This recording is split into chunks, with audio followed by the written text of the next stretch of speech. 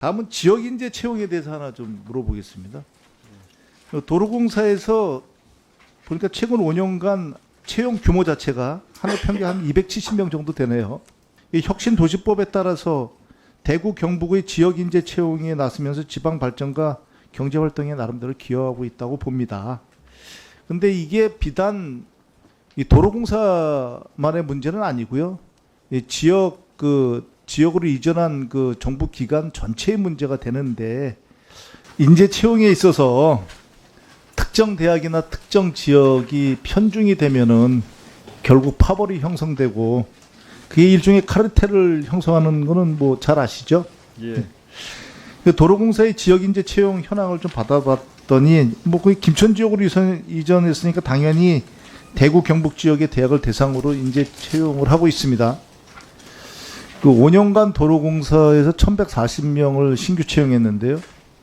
이 중에서 지역인재 채용으로 뽑히는 인은 217명입니다. 약 19% 정도 되는데 법령에 규정된 최하한선이 30% 정도 되니까 그리고 그 선까지 이제 유지될 거라고 봐요. 이게 이제 문제가 217명을 뽑은 가운데 출신 대학을 따져봤더니 경북대학교가 99명, 45.6%입니다. 영남대학교가 69명. 그래서 이 두 대학을 합치면 점유율이 무려 77.4%까지 올라가요. 그리고 이 두 대학 출신이 도로공사 전체 채용 인원의 14.7% 정도 됩니다. 이게 법과 규정에 의해서 지침에서 30%까지 만약에 확대된다면 이 두 대학의 채용 비율이 이제 당연히 더 올라가게 될 겁니다.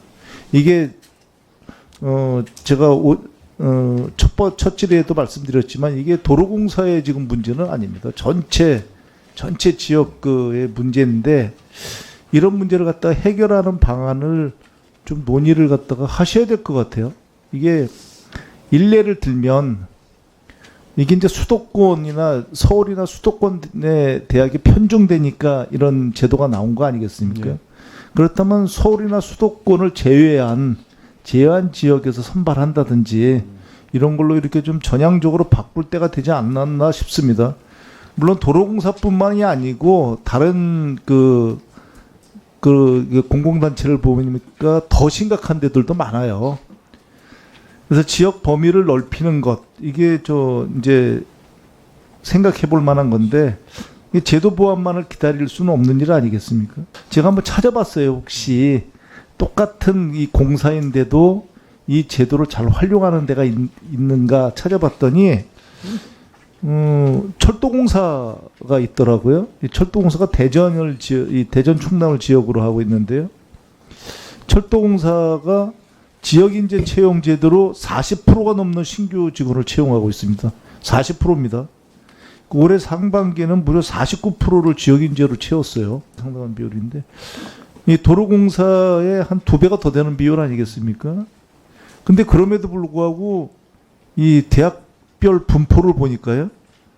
지역인재 최대 배출 대학이 충남대인데 충남대가 15% 정도밖에 안 됩니다. 그 전체 채용 인원에 비례하면 6% 정도 비율이거든요.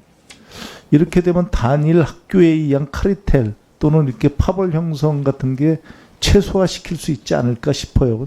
이 철도공사가 연구 대상이더라고요. 어떻게 하면 이렇게 될 수 있을까? 그래서 우리 도로공사에서도 인사가 만사잖아요. 그러니까 도로공사에서도 이 철도공사 같은 데서 한번 벤치마킹 해보는 게 어떤가 싶은데 우리 사장님 생각은 어떠세요?